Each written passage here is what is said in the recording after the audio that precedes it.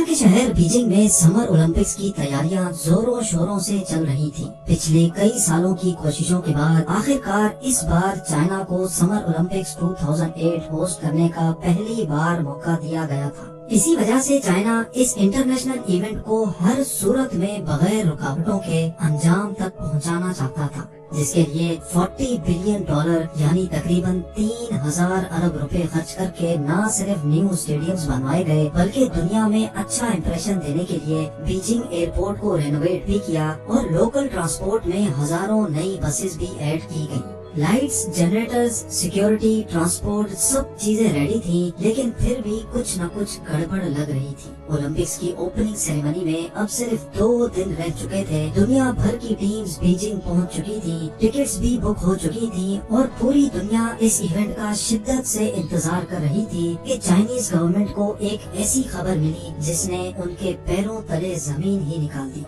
जी हाँ, China meteorological department ने Beijing में तूफानी बारिश की फोरकास्ट जारी कर दी थी और वो भी ठीक ओलंपिक्स ओपनिंग सेरेमनी वाले दिन की। बारिश होने से पहले ही एडमिनिस्ट्रेटर्स पर ये खबर बिजली बनकर गिरी, क्योंकि जिस स्टेडियम में ये सेरेमनी होना थी वो था बीजिंग नेशनल स्टेडियम और ये स्टेडियम ओपन एयर था। यानी इवेंट पर चाइनीज गवर्नमेंट की सालों की मेहनत सिर्फ एक ही घंटे की बारिश की नजर होने वाली थी। अब इवेंट में सिर्फ एक दिन रह चुका था। सारे एडमिनिस्ट्रेटर्स सर जोड़कर बैठे थे कि चाइनीज गवर्नमेंट ने एक ऐसा हल निकाला जिससे बारिश भी होगी लेकिन स्टेडियम और बीजिंग की सड़कें गीली भी नहीं होगी। ज़ेम टीवी की वीडियोस में एक बार फिर से खुशामदीद। इस मसले से निपटने के लिए चाइनीज गवर्नमेंट ने क्लाउड सीडिंग नामी टेक्नोलॉजी का इस्तेमाल किया और इवेंट के दिन ही जब घने बादल बीजिंग की तरफ बढ़ रहे थे उनको बीजिंग के बाहर ही बरसने पर मजबूर कर दिया, जिसकी वजह से इवेंट के वक्त आसमान बिल्कुल साफ हो चुका था। नाज़रीन, क्लाउड सीडिंग एक ऐसी टेक्नोलॉजी है जिसको इस्तेमाल करके दुनिया के किसी भी हिस्से में बारिश लाई जा सकती है। ये टेक्नोलॉजी काम कैसे करती है, कैसे अब इंसान के पास ये पावर आ गई है कि वो कहीं भी किसी भी वक्त बारिश ला सकता है, ये जानने के लिए जरूरी है कि हम पहले ये जानें कि बारिश होती कैसे है। बारिश होने के लिए सबसे अहम चीज है सूरज। जब सूरज समंदर की सतह को गर्म करता है तो पानी एवोपरेट होता है और गैस बनकर आसमान में चला जाता है। आसमान में जाते ही गैस ठंडी हो जाती है और वापस पानी बन जाती है। जी हाँ, पानी के छोटे छोटे ड्रॉपलेट्स मिलकर बादल की शक्ल बना लेते हैं। लेकिन इस बादल में ये छोटे छोटे ड्रॉपलेट्स आपस में एक दूसरे से जुड़ते नहीं हैं, क्योंकि ये ड्रॉपलेट्स पानी की प्योरेस्ट फॉर्म में होते हैं, यानी इनमें किसी किस्म के भी पार्टिकल्स नहीं होते। लेकिन जैसे ही इन ड्रॉपलेट्स का सामना मिट्टी के ज़र्रात या धुएं के पार्टिकल से होता है तो ये एक दूसरे से मिलकर बड़े ड्रॉपलेट्स बन जाते हैं और अर्थ की ग्रेविटी की वजह से जमीन पर गिरना शुरू कर देते हैं, जिसको हम बारिश कहते हैं।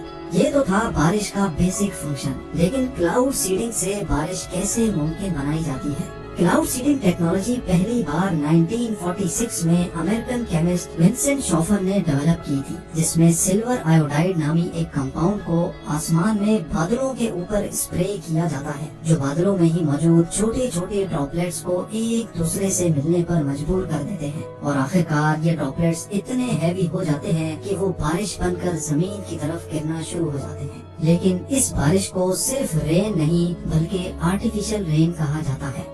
1967 में यूएस और वियतनाम की वॉर के दौरान अमेरिका ने वियतनाम को क्लाउड सीडिंग के जरिए शिकस्त दी थी। लेकिन सवाल ये है कि आखिर कैसे अमेरिका ने इस टेक्नोलॉजी के जरिए वियतनाम की आर्मी को कमजोर कर दिया था। नाज़रीन, हुआ कुछ यूँ था कि 5 साल चलने वाली इस जंग के दौरान हर साल मॉनसून के सीजन में अमेरिका अपने C-130 हरक्यूलिस इस्तेमाल करके वियतनाम के बॉर्डर पर बादलों के ऊपर चुपके क्लाउड सीडिंग करता था। इस क्लाउड सीडिंग की वजह से हर साल वियतनाम में मॉनसून का सीजन एक्सटेंड हो जाता था, जिसकी वजह से खौफनाक सैलाब आते थे जो रोड्स तोड़ देते और पहाड़ी इलाकों में बेइंतहा बारिश की वजह से वहाँ लैंड स्लाइडिंग हो जाती थी। रोड्स बंद होने की वजह से वियतनाम की आर्मी की सप्लाईज डिस्टर्ब हो जाती थी और वो हर गुजरते साल कमजोर होते गए। इस ऑपरेशन को अमेरिका ने ऑपरेशन पोपाई का नाम दिया था। लेकिन क्लाउड सीडिंग का जो इस्तेमाल दुबई कर रहा है वो वाकई हैरान कुन है। दुबई जो ग्लैमर का दूसरा नाम माना जाता है और जहां हर किस्म का ऐशो आराम मौजूद है, लेकिन क्या आपको मालूम है कि दुबई पीने का पानी एक एक कतरा कितनी मुश्किल से जमा करता है? क्योंकि दुबई में सिर्फ साल में 10 बार बारिश होती है, इसी वजह से यहाँ कोई रिवर्स भी नहीं बहती। पानी तो दुबई के पास बेशुमार है, लेकिन ये है सॉल्टी वाटर जो किसी भी सूरत में पीने के काबिल नहीं है। अगर ये सॉल्टी वाटर पिया जाए तो ये इंसान को एक ही झटके में मार भी सकता है। तो आखिर दुबई पीने का मीठा पानी लाता कहाँ से है? इसके लिए दुबई में बहुत जायंट रिवर्स ऑस्मोसिस प्लांट्स लगे हैं जो समंदर के पानी में से सॉल्ट्स निकालकर उसको पीने के काबिल बनाते हैं। लेकिन ये सब इतना आसान भी नहीं है। दिन रात चलने वाले ये प्लांट्स रोजाना लाखों नहीं करोड़ों लीटर पानी फिल्टर तो करते हैं, लेकिन साथ साथ बेशुमार बिजली भी कंज्यूम करते हैं, जिसकी वजह से 1000 लीटर पानी फिल्टर करने की कॉस्ट दुबई को $60 यानी 4500 रुपए पड़ती है। इस खर्चे से बचने के लिए दुबई पीने का पानी भी क्लाउड सीडिंग के जरिए इकट्ठा करता है। जी हाँ, दुबई में हजर के पहाड़ों में एक डैम बनाया गया है जिसके ऊपर आसमान में दुबई गवर्नमेंट क्लाउड सीडिंग करती है। जब बारिश होती है तो बारिश का कतरा कतरा पहाड़ों से स्लाइड करता हुआ समंदर में जाने के बजाय इस डैम में इकट्ठा हो जाता है, जो न सिर्फ पीने के काम आता है बल्कि दुबई इस पानी से बिजली भी प्रोड्यूस करता है। जहाँ फिल्टर प्लांट में 1000 लीटर फिल्टर करने का खर्चा 4500 रुपए आता था, वहीं क्लाउड सीडिंग से ये काम सिर्फ 75 रुपए में हो जाता है। उम्मीद है जेम टीवी की ये इंफॉर्मेशनल वीडियो भी आप भरपूर लाइक और शेयर करेंगे। आप लोगों के प्यार भरे कमेंट्स का बेहद शुक्रिया। मिलते हैं अगली शानदार वीडियो में।